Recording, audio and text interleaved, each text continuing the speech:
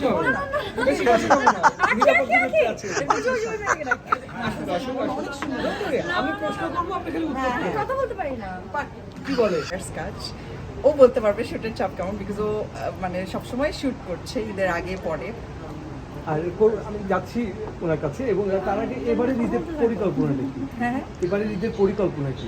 এবার আসলে কোরবানিদের পরিকল্পনা তো মানে অনেক বড় করে হয় না যে অনেক কিছু করব, হয়তো কোরবানি নিয়েই ব্যস্ত থাকবো, বাট তারপর I am very happy that I am celebrating this Eid with my family. আর কোরবানি তো দিচ্ছেন এবার নাকি? ইনশাল্লাহ।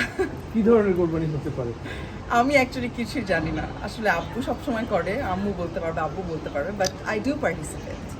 না, কোরবানি নিয়ে কোনো স্মৃতি কোন আছে মনে স্মৃতি কোরবানি নিয়ে মজার কোনো? ছোটবেলায় তো অনেক স্মৃতি ছিল, এটা একটা মানে সবচাইতে বড় অকেশন ছিল। গরু কেনা, গরুটাকে আদর করা, ওকে খাওয়ানো, লাথি খাওয়া, ভয় পাওয়া, অনেক কিছুই ছিল, কিন্তু আসলে বড় হওয়ার পর ওভাবে করে করা হয় না, হয়তো ছোট বোনরা মজা করে, ওটাই দেখতে ভালো লাগে। শুভকামনা, অসংখ্য ধন্যবাদ। Thank you so much. Thank you, thank you. এদিকে আমি চলে যাই। আমাকে আসতে হবে না, কিচ্ছু হবে না, বেশি কিছু হবে না, নিরাপদ দূরত্বে আছে। আসুন, অনেক সুন্দর করে আমি প্রশ্ন করবো, আপনি খালি উত্তর করবেন। কথা বলতে পারি না। কি বলে? তাহলে এটা বললেন কিভাবে যে আমি কথা বলতে আচ্ছা, পারি? যাই, একটু সহজ করে বলো। যাই, হ্যাঁ। আজকের আয়োজনটা কেমন লাগছে? কাদের আয়োজন একটু জানাবেন। আপনি বলেন কার নামটা? আলহামদ বেনারসি। আলহাম বেনারসি। বেনারসি। আলহামদ বেনারসি।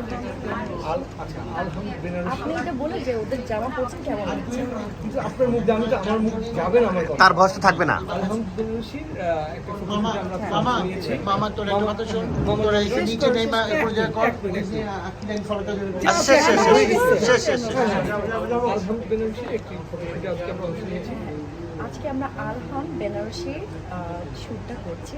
খুবই সুন্দর কালেকশন ওদের ঈদের জন্য, ওদের এক্সক্লুসিভ দেখতে পাচ্ছেন যে লেহেঙ্গা, শাড়ি, সাথে আছে অনেক সুন্দর সুন্দর এক্সক্লুসিভ আরও কাপড়গুলো।